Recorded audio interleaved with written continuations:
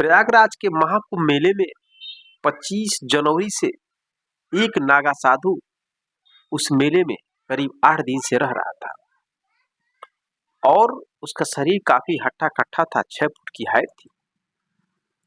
उस मेले में रहता है और उसी मेले में 2 रसियन लड़की आती है। एक का नाम हेलेन और एक का नाम बेलेन होता है। जब वो नागा साधु उन दोनों रसियन लड़की को देखता है तो अंदर की उसकी आग जग जाती है। अब वह अलग विचारधारा का हो जाता है। वह उन दोनों रसियन लड़की के पास जाता है और कहता है कि मैं आपको इस प्रयागराज के अलग अलग स्थानों को घुमाऊंगा। वह इंग्लिश में बात करता है। इंग्लिश में बात करने की वजह से दोनों रसियन लड़की बहुत ही उसकी ओर आकर्षित हो जाती है। आकर्षित होने के बाद वह नागा साधु उन दोनों को लेकर अलग अलग स्थानों पर घुमाने लगता है। घुमाने के बाद शाम हो जाती है। शाम होने के बाद वह इंग्लिश में बात करके उनको एक होटल दिलाता है और उस होटल में वो दोनों रहने लगती है। उसके बाद वो नागा साधु जाने लगता है तो दोनों जो रसियन है वो उसका मोबाइल नंबर लेती है और कहती है कि मैं सुबह फोन करूंगी और सुबह फिर आ जाना और हम दोनों को घुमाना। अब नंबर ले लेती हैं। वो नागा साधु जाने लगता है। जब करीब 9 बजता है तो दोनों रसियन लड़की महंगी महंगी दारू भी लाई थी, उसका सेवन करती है और जब नशे में हो जाती है तो फोन लगाती है उस नागा साधु के पास जिसका नाम सुरेश था और अपने पास बुलाती है। वो तो पहले से ही तैयार था। अब जैसे ही उस कमरे में जाता है, उस होटल में जाता है तो वह नजारा, वो दृश्य देखकर चकाचौंध हो जाता है और वहां पर जो घटना घटित होती है उसको जानकर दोस्तों आप भी हैरान और परेशान हो जाएंगे। तो चलिए जानते हैं इस घटना के बारे में विस्तार से। नमस्कार दोस्तों, मैं हूं संतोष, आप सभी का स्वागत करता हूं अपने इस यूट्यूब चैनल में। दोस्तों आज की सच्ची घटना की शुरुआत प्रयागराज का एक गांव है कि मगहर, गमहर गांव एक है, वहीं की घटना है। सुरेश नाम का एक नौजवान हट्टा कट्टा व्यक्ति होता है जिसके पिता का नाम महेश होता है। महेश एक किराना का दुकान चलाते हैं, बहुत अच्छा खासा किराना का दुकान था।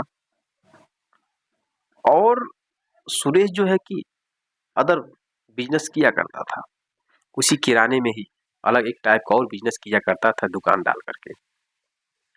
अब उनकी अच्छी खासी इनकम आ रही थी, बहुत अच्छा खासा परिवार था, सब कुछ चल रहा था।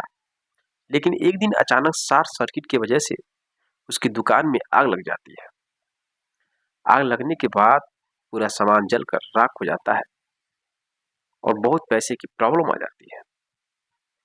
और फिर जो सुरेश है वो एक साहूकार से करीब 4 लाख रुपए कर्ज मांगता है और अपने पिता को देता है। उसके पिता फिर से बिजनेस स्टार्ट करते हैं। अभी 1 महीना हुआ होता है, बिजनेस अभी अच्छे से रन नहीं हुआ था, पैसे भी कमा नहीं पाए थे। तभी वह साहूकार सुरेश से पैसा मांगने लगता है और सुरेश के पास पैसा था नहीं, कैसे क्या करे। इस वजह से सुरेश और उसके कुछ दोस्त मिलकर चोरी करने का प्लान बनाते हैं। एक व्यक्ति था जो कि बैंक से पैसा निकालकर करीब 5 लाख रुपए घर पर आ रहा था। उनको किसी तरह से मालूम चला और रास्ते में सुरेश और उसके कुछ दोस्त मिलकर पैसा लूट लेते हैं। पैसा लूटने के बाद साहूकार को पैसा जाकर दे देता है सुरेश।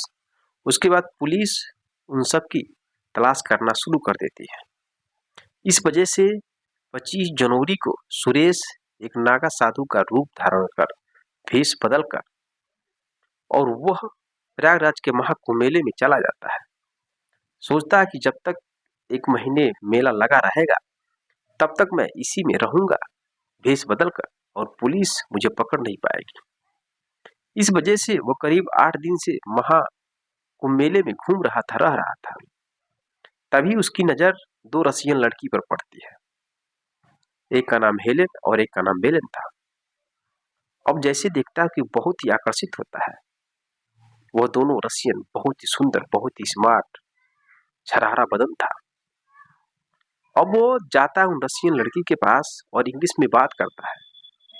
इंग्लिश में बात करता है, कहता है कि प्रयागराज जो कि बहुत बड़ा जगह है, यहाँ पर बहुत बड़ा मेला लगा है, आपको अलग जगहों का मैं दर्शन कराऊंगा। इंग्लिश में बात करने की वजह से वो दोनों रसियन उस नागा साधु बोले तो सुरेश की तरफ आकर्षित हो जाती है। आकर्षित होने के बाद सुरेश उन दोनों लड़कियों को अलग अलग स्थानों पर घुमाने लगता है। दिन भर घुमाता है।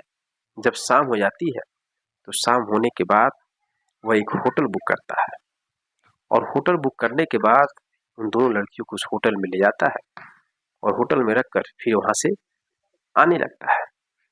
दोनों रसियन लड़की कहती हैं सुरेश से कि तुम अपना नंबर दे दो और हम लोग फोन करेंगे सुबह में, और फिर सुबह में आना और हम लोगों को घुमाना प्रयागराज के अन्य अन्य स्थानों पर। अब नंबर तो दे देता है और सुरेश वहां से चला जाता है। अब जैसे 9 बजता है तो दोनों रसियन लड़की महंगी महंगी दारू निकालती हैं और दारू को पीती हैं, ड्रिंक करती हैं। ड्रिंक करने के बाद अब उन दोनों को वह सुरेश याद आने लगता है। उसका छरारा बदन, लंबी चौड़ी शरीर, गठीला बदन। अब उसके बारे में सोचने लगती है। सोच करके अब उसके साथ अपनी हवस की आग मिटाने के लिए उसके नंबर पर फोन करती है और सुरेश को अपने होटल में बुलाती है। सुरेश तो पहले से ही तैयार था, पहले से उसकी मानसिकता थी कि मौका मिलते ही वह अपने मकसद में कामयाब हो जाएगा। फोन करती है, किसी अर्जेंट काम को लेकर बुलाती है तो सुरेश जाता है और जैसे ही दरवाजा खोलता है उस होटल का तो उनको देखकर उसकी आंखें फटी की फटी रह जाती हैं। और दोनों रसियन लड़की कम कपड़ों में बिस्तर पर लेटी हुई थी। अब दरवाजा खोलता है तो इसकी आंखें चकाचौंध हो जाती हैं। उसके बाद उसको ड्रिंक देती है पीने के लिए। पहले तो मना करता है लेकिन फिर पीने लगता है। पीने के बाद जब तीनों नशे में हो जाते हैं तो फिर दोनों रसियन लड़की एक एक कपड़े अपना उतारना स्टार्ट कर देते हैं।